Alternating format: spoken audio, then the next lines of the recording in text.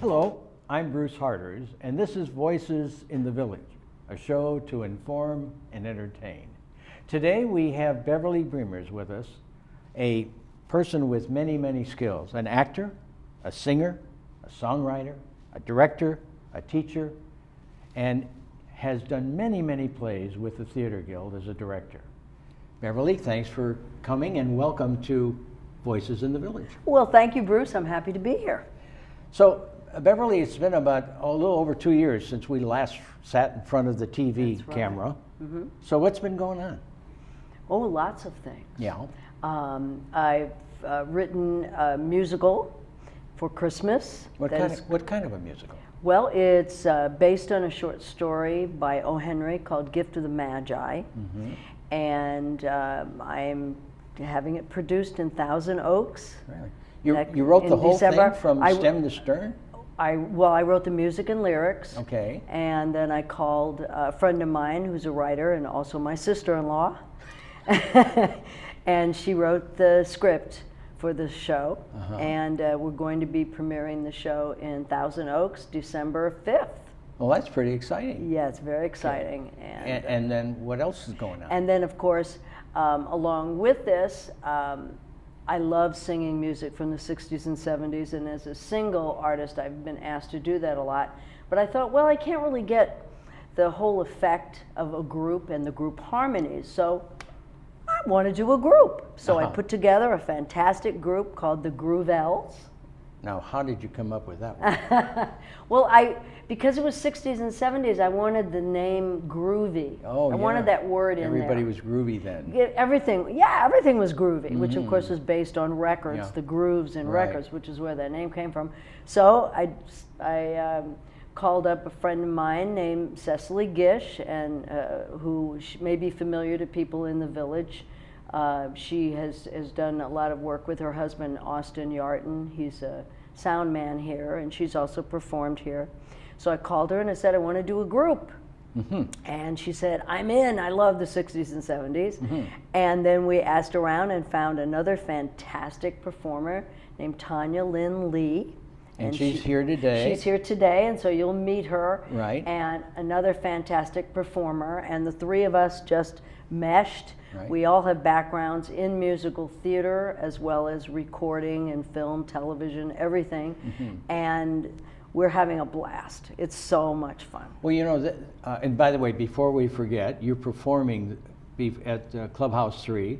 Yes, Clubhouse 3, December 6th. December 6th. It's part of the Celebrity Series and the salute to the 50th anniversary of Laguna Woods. So we're going to be moving and grooving. 7 o'clock.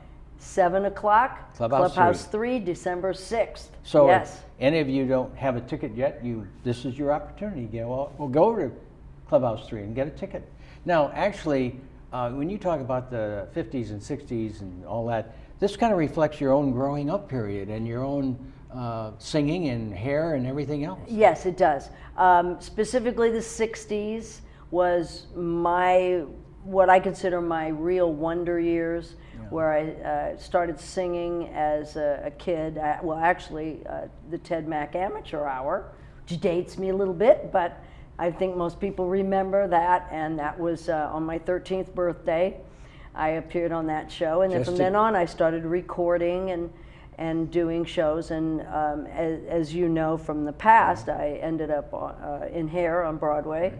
Well, we talked about this a couple years ago, and I was always amazed to realize that you would go all by yourself into big bad Manhattan, knock on doors, and ask people if they would record a song of yours or something like that. Is that kind of it? That's close. Okay. Actually, I started going into the city after I started taking acting lessons and singing lessons. I would go in for auditions for commercials and shows. But you did a lot of cold calls too, didn't you? Well, what I ended up doing, and I didn't realize I was that nervy a kid, but I got signed to a recording contract with RCA, but we needed songs, because I wasn't writing songs then. So I would go to all the publishers, most of them were on Broadway, and I would just knock on the door and say, oh, hi, I sing and I'm on RCA, and they'd be like, really?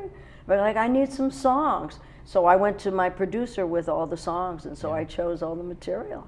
And I mean, that you were up in Westchester County, so you had to take the subway or whatever. The train, commuter train. Into Manhattan. And you knocked on these doors and told them who you were, and you gave them the sales. Did those people kind of look at you and say, "What are you doing here? You're just a wisp of a kid"? Yeah, well, I think that probably is what helped me, because they thought any kid that could do this on her own, I mean, I wasn't accompanied by an adult or anything, we should look through our material and find something. And of course, I was also on a major record label, so it was like, really? You're on RCA? Yes, I am. And your big hit was? Well, that was later. I moved to another company, Scepter Records, and my big hit was Don't Say You Don't Remember. Yeah. I was an adult by then, but not by much. And how many did that sell?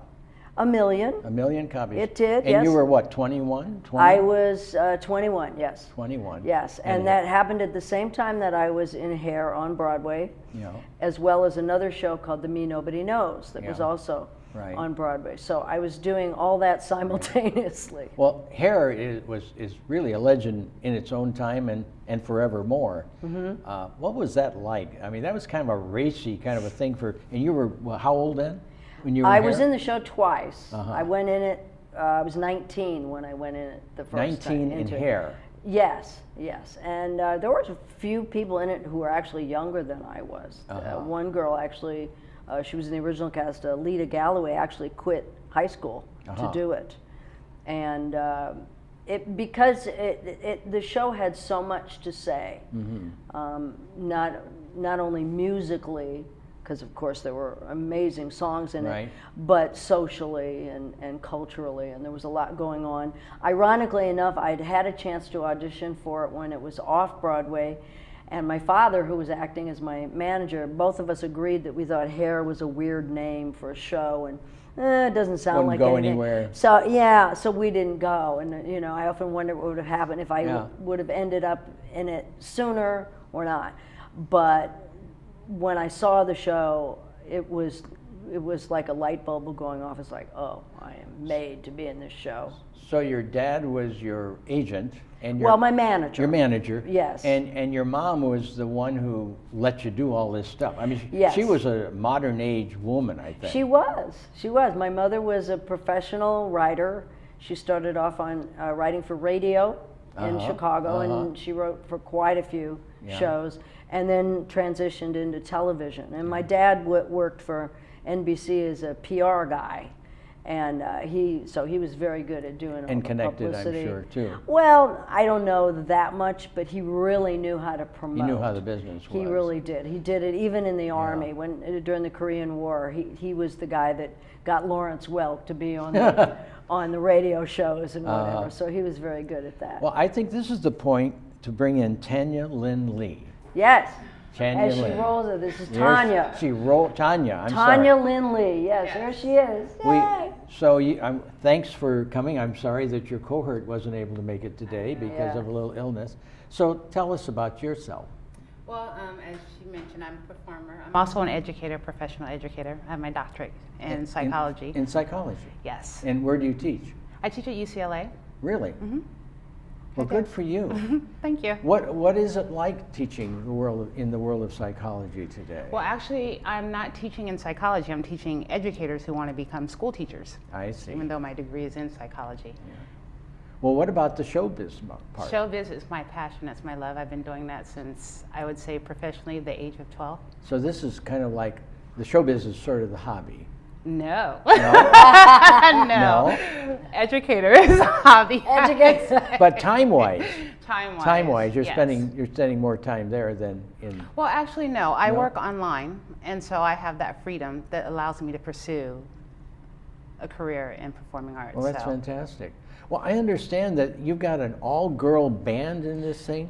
Yes, we do. Yes. We're very excited. We thought, well, this is, we're doing female artists. We're doing all the hits of the female artists. Yeah. So, I mean, that's kind of the prerequisite, is that it has to have been a hit. So we thought, well, let's get an all-female band, too. Mm-hmm. So we do. So we are all going to be rocking out. There's going to be Is that the first one since Phil Pistagna or whatever that guy? Remember, there was one of the early all-girl bands when everybody was in the army. Oh yeah, well Phil- they had a lot of those during wartime. Yeah, but You know. this guy I'm trying to think of was one of the first ones. That was Yeah. kind of a shock to everybody to see an all-girl band. But you think, are they very, very common now? Do we see a lot of that?